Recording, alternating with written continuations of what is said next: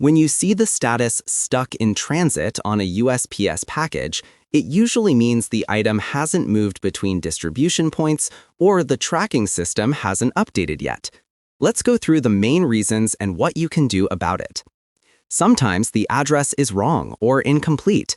In that case, USPS will hold the package until the issue is fixed. Contact them with the correct details so it can move forward. Another reason is missorting. With thousands of packages moving through sorting centers, mistakes happen.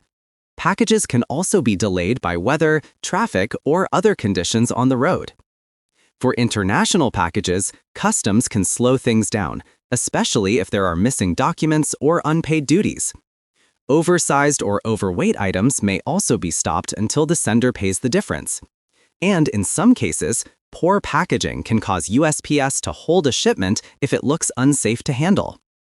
Whatever the cause, most packages do eventually make it to their destination, and many are insured for at least $50.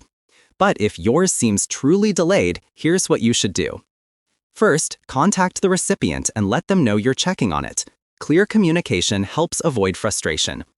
Next, reach out to your local post office. Take your tracking number and ask a supervisor to look into it.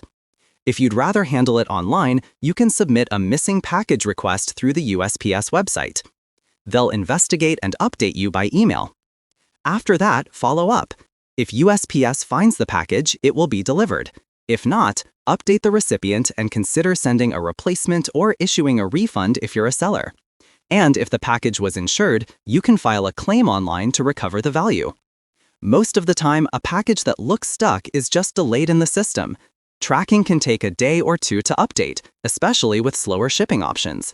But if it's been several days with no progress, these steps will help you move things along.